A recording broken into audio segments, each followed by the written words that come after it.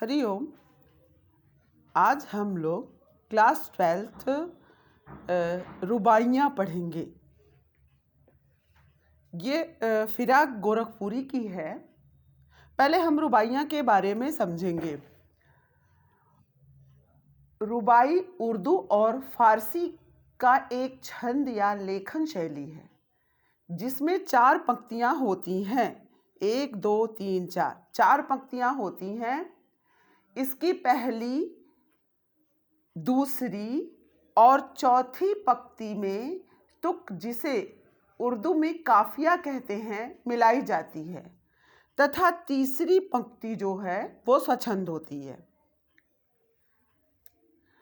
फिराक गोरखपुरी द्वारा रचित काव्य रुबाइयाँ उनके काव्य संग्रह गुले नगमा से उद्भूत है। अपनी इस काव्य कृति में कवि ने सूरदास के समान ही वात्सल्य रस का अनुपम सौंदर्य प्रस्तुत किया है। आंगन में लिए चांद के टुकड़े को खड़ी, हाथों पे झुलाती है उसे गोद भरी, रह रह के हवा में जो लोका देती, गूंज उठती है खिलखिलाते बच्चे की हंसी। प्रस्तुत रुबाइयाँ में एक माँ और बच्चे के प्रेम का वर्णन किया गया है कि कैसे माँ अपने बच्चे को खिला रही है। आंगन में लिए, आंगन आप जानते हैं प्रायः घरों के बीच में एक खुला स्थान होता है जिसे आंगन कहते हैं। आंगन में लिए चांद के टुकड़े को खड़ी। चांद का टुकड़ा कौन है? उसका बच्चा है। हर माँ के लिए उसका बच्चा चांद का टुकड़ा ही होता है। तो आंगन में लिए चांद के टुकड़े को खड़ी, माँ आंगन में अपने चांद के टुकड़े के समान बच्चे को लेकर खड़ी है। हाथों पे झुलाती है उसे गोद भरी, उसको गोद में लेके अपने हाथों में झुला रही है। रह रह के हवा में जो लोका देती, स्वाभाविक है माँ अपने बच्चे को जब खिलाती है तो कभी वो हवा में उसको थोड़ा थोड़ा उछाल भी देती है। यह माँ का प्रेम होता है और बच्चे का आत्मविश्वास होता है कि बच्चा उसमें आनंद का अनुभव करता है, वो जरा भी नहीं डरता है। तो रह रह के हवा में जो लोका देती, गूंज उठती है खिलखिलाते बच्चे की हंसी। और बच्चा जो है वो खिलखिला के हंस दे रहा है क्योंकि माँ की गोद ही ऐसी है जहाँ बच्चे स्वयं को सबसे सुरक्षित महसूस करते हैं और वह उनके लिए बहुत ही सुंदर, बहुत ही प्यारी जगह होती है। अब यहाँ पे जो कवि ने बहुत ही स्वाभाविक और सुंदर वर्णन किया है, लेकिन इन 4 पंक्तियों की विशेषताओं को भी हम समझेंगे क्योंकि जब भी आप अर्थ समझते हैं काव्य का तो उनके काव्य सौंदर्य का भी आपको ध्यान रखना चाहिए। जैसे आपने यहाँ पे पढ़ा, बच्चे के मुख की तुलना चंद्रमा से की गई है। एक विशेषता तो इसकी ये है। दूसरी विशेषता है कि इसमें काव्य, इसमें वात्सल्य रस का वर्णन किया गया है। दूसरा, चांद के टुकड़े, यह मुहावरा है। चांद के टुकड़े मुहावरा का प्रयोग किया गया है। रह रह, रह रह जो है वो पुनरुक्ति प्रकाश अलंकार है, इसका हम ध्यान रखेंगे। और लोका देना, लोका देना यानी लोका देना, यह एक देशक शब्द है। अब अगली लाइनों का अर्थ हम समझेंगे। नहला के छलके छलके निर्मल जल से, उलझे हुए गेसुओं में कंघी करके, किस प्यार से देखता है बच्चा मुंह को, जब घुटनियों में लेके है पिन्हाती कपड़े। यहाँ भी माँ के सहज दुलार और प्रेम का स्वाभाविक वर्णन किया है फिराक गोरखपुरी ने कि नहला के छलके छलके निर्मल जल से, माँ निर्मल और स्वच्छ जल से अपने बच्चे को छलके छलके जल से नहला रही है और उसके उलझे हुए बालों को, जैसे बच्चे को माँ नहला देती है तो फिर उसके बालों में कंघी भी करती है। तो यहाँ पर यही वर्णन किया है कवि ने, उलझे हुए गेसुओं में कंघी करके उसके बालों में कंघी करती है। किस प्यार से देखता है बच्चा मुंह को, यहाँ किसके मुंह को बच्चा देख रहा है? तो अपनी माँ के मुंह को देख रहा है। बड़े ही प्यार से बच्चा अपनी माँ के मुंह को देखता है। जब घुटनियों में लेके पिन्हाती कपड़े, जब माँ अपने घुटनों में बैठा के अपने बच्चे को नहलाने के पश्चात, उसकी कंघी करने के बाद उसको कपड़े पहनाती है तो बच्चा बड़े ही प्यार से अपने माँ के मुख को देखता है। अब इसकी रुबाइयाँ की विशेषता तो आपने समझ ली कि रुबाइयों का होता है कि जिसमें पहले, दूसरे और चौथी जो लाइनें होती हैं उनका तुक मिलता है और तीसरी लाइन जो होती है वह स्वच्छंद होती है। अब हम यहाँ पे काव्य सौंदर्य को भी समझेंगे। इन इन पंक्तियों में भी माँ के नैसर्गिक सौंदर्य का वर्णन है, वात्सल्य रस है। यहाँ भी जो है जब माँ अपने बच्चे को कपड़े पहनाती है तो कितना प्यार, कितना दुलार उसका दिखता है। माँ के अप्रतिम सौंदर्य का वर्णन है। छलके छलके, यहाँ भी पुनरुक्ति प्रकाश है। और नहला के छलके छलके, यहाँ पे ल वर्ण की आवृत्ति हुई है, तो यहाँ अनुप्रास अलंकार भी है। और ये लाइनों में एक काव्य सौंदर्य ये झलकता है कि इसकी भाषा बड़ी ही सहज, स्वाभाविक और सुंदर है। अब अगली पंक्ति हम समझेंगे जिसमें दीपावली के त्योहार का वर्णन किया गया है।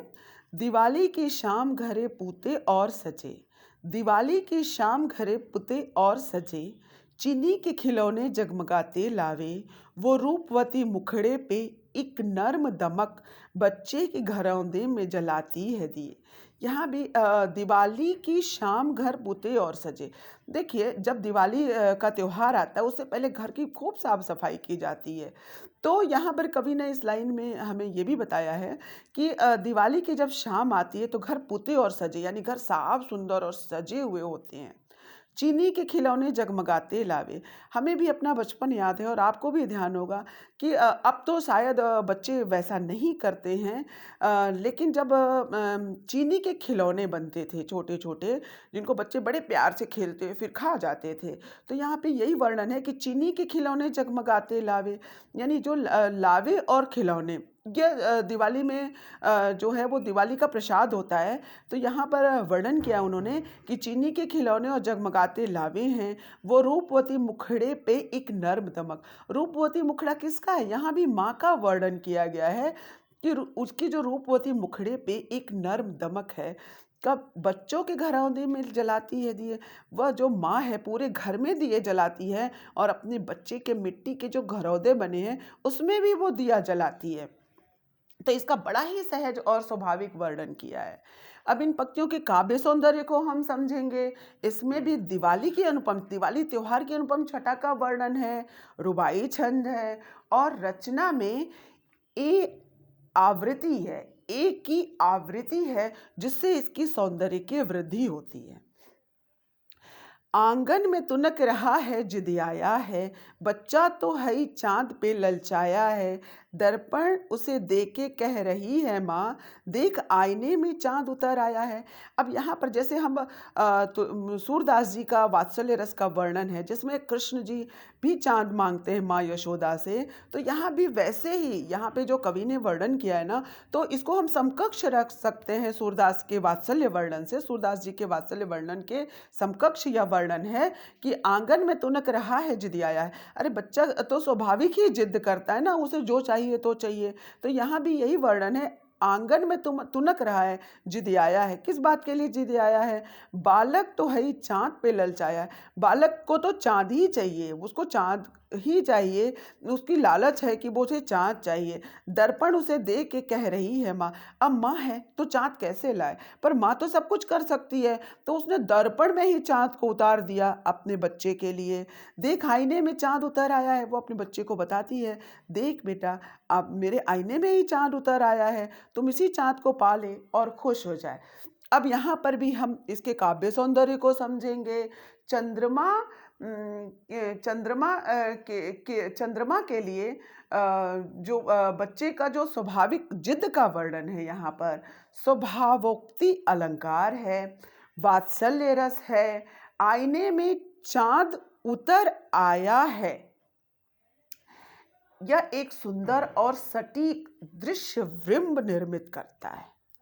अब अगली पंक्तियों को हम समझेंगे। रक्षाबंधन की सुबह रस की पुतली, छाई है घटा गगन की हल्की हल्की, बिजली की तरह चमक रहे हैं लच्छे, भाई के हैं बांधती चमकती राखी। अब यहाँ पर देखिए, अभी तो हम इसके पहले लाइनों में हमने समझा कि कवि ने जो है वो बच्चा चाँद के लिए जिद कर रहा है, पर आगे की जो लाइनें हैं उसमें बच्चा जो है, अब यहाँ पर जो है बच्चे का वर्णन नहीं, रक्षाबंधन के त्योहार का वर्णन है। यहाँ तो बच्चा भाई बन जाता है। रक्षाबंधन की सुबह रस की पुतली, यहाँ रस की पुतली उसकी बहन के लिए है। यहाँ रस की पुतली जो है वो उसकी बहन के लिए वर्णन किया गया है कि रक्षाबंधन की सुबह जो बहन है वो क्या करती है कि अपने भाई को राखी बांधने के लिए तैयार होती है। और जब रक्षाबंधन का त्यौहार होता है तो वह सावन महीने की पूर्णिमा को मनाया जाता है। तो सावन महीने की छठा का बड़ा ही स्वाभाविक और सुंदर वर्णन कवि ने किया है। छाई है घटा सावन की हल्की हल्की, क्योंकि जब रक्षाबंधन का त्योहार होता है तो सावन का महीना होने के कारण सावन की घटाएं भी छाई रहती हैं, हल्की हल्की बारिश की बूंदें भी पड़ती रहती हैं। बिजली की तरह दमक रहे हैं लच्छे, भाई के हैं बांधती चमकती राखी। अब यहाँ पर बिजली की तरह क्या चमक रहा है? तो जो बहन अपने भाई की कलाई में धागा बाँधती है, उस धागे को कवि ने ऐसा वर्णन किया है कि वह बिजली की तरह चमक रहा है। भाई के हैं बाँधती चमकती राखी, वह जो बिजली की तरह चमक रहे लक्ष्य हैं, जो धागा है, वह जो बहन है, रस की पुतली जो बहन है, रस से भरी, प्रेम से भरी, भावनाओं से भरी जो बहन है, वह अपने भाई की कलाई में राखी बाँध रही है। अब यहाँ भी इस पंक्तियों के काव्य सौंदर्य को हम समझेंगे कि इसमें रक्षाबंधन के पवित्र त्योहार का वर्णन किया गया है। जो बहन रक्षा सूत्र बांधती है उसका वर्णन है। राखी के धागों की तुलना जैसे बिजली की तरह चमक रहे हैं लक्ष्य, तो राखी की जो धागों की तुलना है वह आकाशीय बिजली से की गई है। रस की पुतली मैंने पहले भी आपको समझाया है कि रस की पुतली नन्ही बहन नन्ही बालिका के लिए संबोधित किया है। और यहाँ भी जो हल्की हल्की बूंदों का वर्णन किया है तो हल्की हल्की पुनरुक्ति प्रकाश अलंकार दृश्यमान है। यहाँ पर चित्रात्मक शैली है, क्योंकि जब हम इसको पढ़ते हैं तो हमें ऐसा लगता है कि इसका बिंब हमारे सामने उभर के आता है। तो यहाँ पर चित्रात्मक शैली है और रुबाई छंद है। आगे की वीडियो भी आप ज़रूर देखें, क्योंकि आगे हम गज़ल का वर्णन करेंगे। हरि ओम, थैंक यू।